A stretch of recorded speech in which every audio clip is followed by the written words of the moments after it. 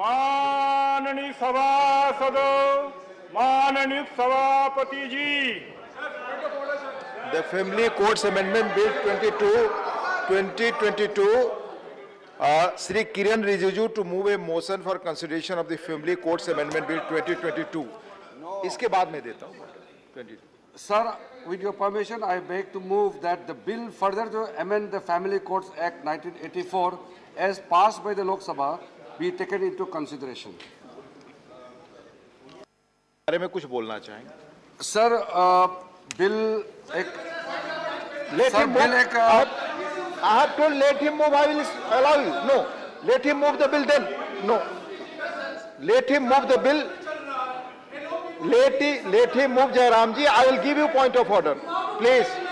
Please, आप move करिए. Sir ये बिल आपकी बात ही जो रिकॉर्ड पे जाएगी. फैमिली कोर्ट अमेंडमेंट बिल 2022 लेके आए हैं, ये एक छोटा सा प्रावधान को सुधारने के लिए अमेंडमेंट है, लेकिन इसका क्योंकि ये फैमिली का मामला है और लोगों के परिवार को बचाने का मामला है, इसलिए छोटा संशोधन होते हुए भी बहुत ही महत्वपूर्ण ये संशोधन बिल लेके आए हैं सरकार ने.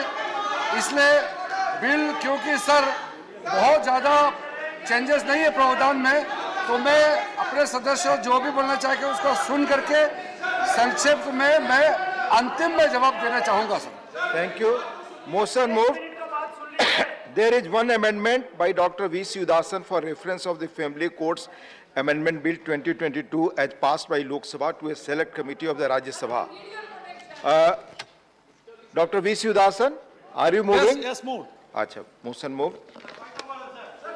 One minute.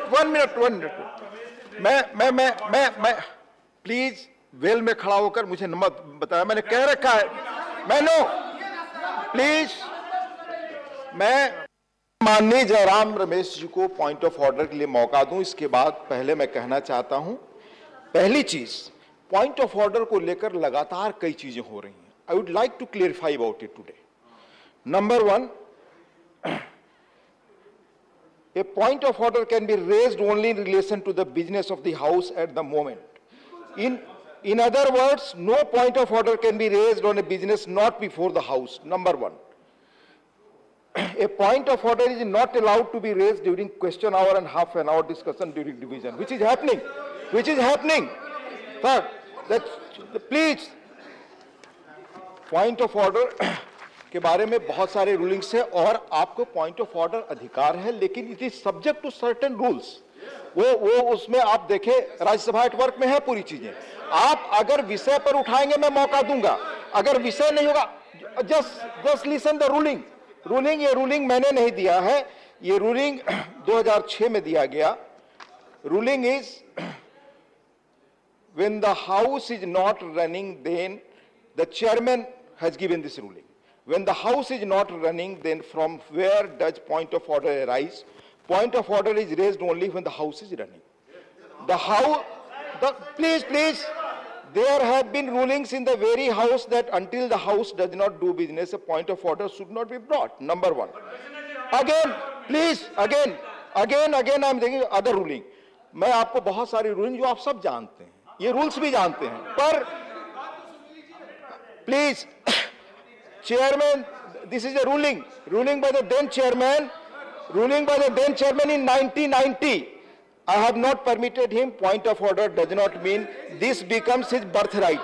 Even then I am giving point of order. ये rules के बारे में आप जानते हैं. Even then I am giving. Even then.